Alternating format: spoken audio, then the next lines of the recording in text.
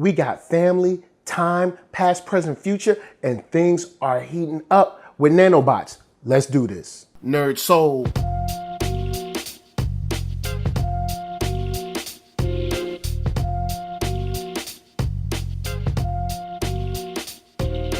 LeIllKid at OneYoungsta, holding it down, breathe that StreetGeek and NERDSoul. What is up, my people, today? Oh yeah, we're coming with another wonderful episode of On Screen.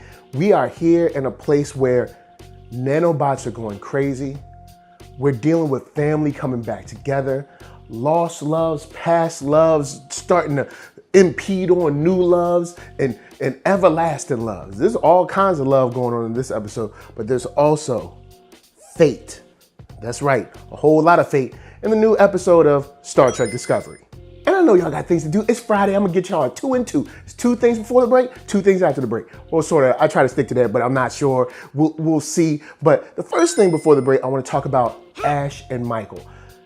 To see that their relationship is still so strong after what they've expected, or after what they've experienced, and after what because you see your life and what you expect to happen. That didn't really go down, and what they've experienced together, basically almost killing each other. And then what has honestly and actually happened between his body being changed and him being half Klingon and, being with L'Rell and all of that, they have found a way to make it back to each other, which shows how strong their feelings are for each other and shows how strong that love is, regardless of them acting on it or dealing with each other. Emotionally is there.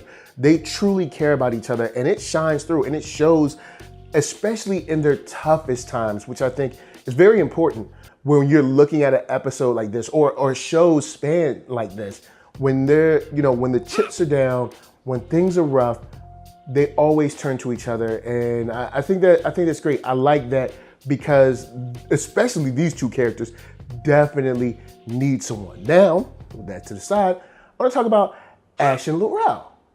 Because when we start this season, it's not that Ash is like he hates L'Rell or he doesn't want to be around her. You can see that there is a relationship there. There is an emotion there. It's not as strong as the one with Michael, of course. That would, I guess in terms of the show, that would be his first love. But right here, you see a man that is still yearning for her affection, maybe, her presence. You want to be in that kind of like in that atmosphere where L'Rell can be just as tender as any other woman. I know they're Klingons, so they straight killers too, but you see the relationship between them two where they were together before, in season 1 and now, where she is a more tender, loving person, and you can see where she truly cares about what Valk had become. And I don't know if that'll ever change. We might touch on it later in the season, but well, maybe not in the season, next season, but it's something that's complicated, but I think complicated in a good way for this show when deciding what moves and steps they're going to take when love is involved between L'Rell and between, of course, Michael. Now, let's talk about the second thing. Yo, we did not know that Boreth had just like time crystals just all over the place. All right, when you sent your kid there, and see, we should have known. We should have known we're gonna be coming back to that planet. But you just got time crystals just all around the place. Now, at the same time, getting that time crystal is not that easy. One, you got to get past Klingon defenses because this is out in Klingon area, their airspace, or space, whatever, their section.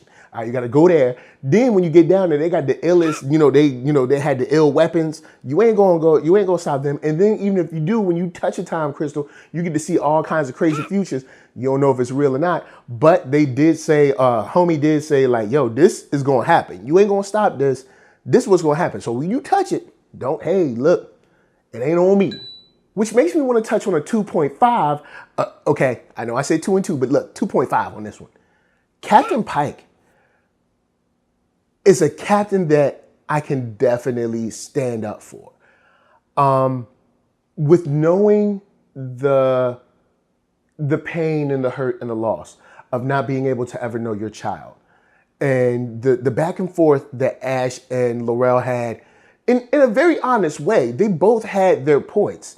But Captain Pike saying, you know what, I'll go. And him going down there and easily being able to turn back, easily being like, you know what, this is not for us. But knowing that there is something deeper, knowing that there is something more important, and putting the life of the universe ahead of his is where you're like, you know what, Captain Pike is a stand-up guy. Even after the future he saw, which was crazy, you're like, this dude matters, man. This dude cares. This guy is really, truly looking further than the edge of his face, looking further than his nose, thinking about more than himself or even his own crew. Captain Pike is a solid cat. Now we got tons of stuff to get in the second one, but only 2. Like I said, we're going to do it 2 and 2. We did 2.5 and 2, but we're going to do it 2. So until then, hold on just a second because KURO Brand's going to help us pay them bills.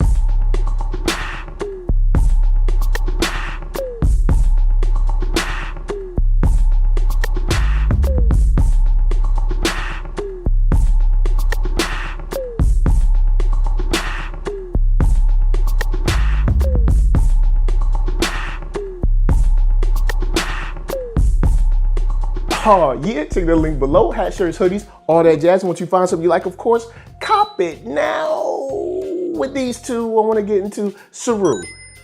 We only get a little bit of Saru. Saru has been, he's had his episodes and now he's kind of slid back. But just the moment that we have with Saru and how he relates to Michael and saying like, oh, you didn't expect me to do this? Well, since I've gone through my metamorphosis or whatever, I'm a different man. You know what I'm saying? I'm a different person. I do what I want to do.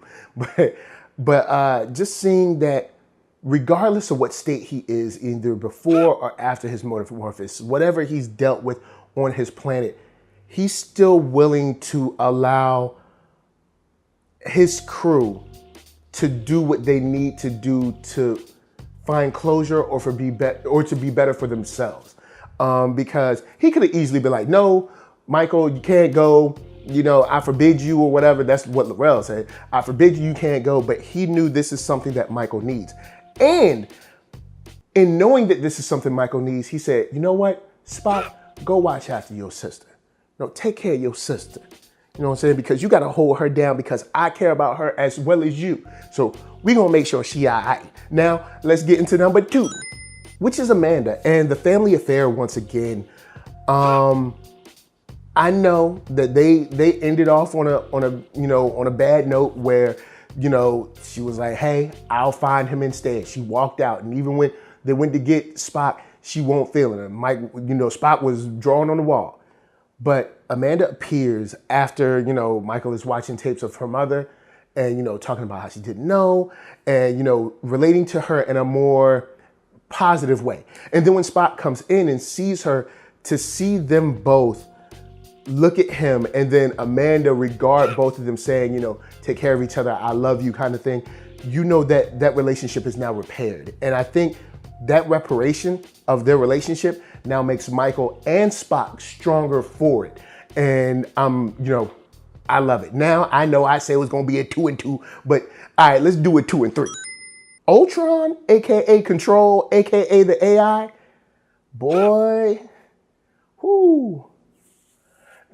I'm glad we're getting this now because we get to see how cool it is, how much smarter the AI is, and where the AI, isn't as smart and stuff like that. But I really want the AI to be a long-term villain now.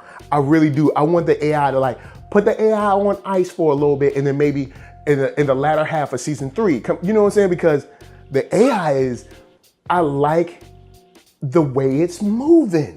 Leaving one survivor, coming back, controlling all the ships, 30 ships showing up. Bruh, the way it's able to sneak in and separate Spock from Michael and all of these things and the interesting conversations and saying 0.8 seconds I can do this and almost being boastful in a very Ultron way. I like AI as a villain. I like Control as a villain. That's right. But I'll leave you with this. How long do you think the Discovery or any other ship can last up against 30 other ships.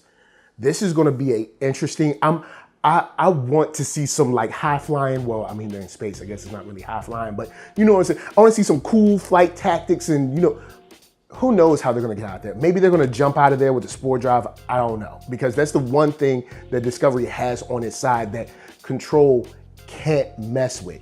And maybe Control wants control of that ship, high control, you know what I mean? So that it can also have that in its arsenal. But we saw what, the ship can do with a whole bunch of jumps in the first season. Maybe we can do it again. I don't know. So guys, holla at me. I'm gonna holla at you. Down in them comments, let's talk Star Trek Discovery. I'm super hyped. I cannot wait to see what happens next week. But until then, I'm gonna tell you guys to hit up thatnerdsoul.com. That's right. Check me out right there. All my videos from the oldest, newest, latest, greatest, and all that. Then hit up shop.thatnerdsoul.com and pick yourself up a t-shirt, player. Don't forget to get one for them playettes. Then come back here, like, comment, subscribe, and share that Nerd Soul. That's right. There's no better way that I can show people that you, like when you are watching. So, LA, what up? VA, what up? RVA, you got my heart. And please be good to yourselves. Please be good to each other. And remember, the best way to watch your back around AI is to never trust anyone who floats in space. Peace.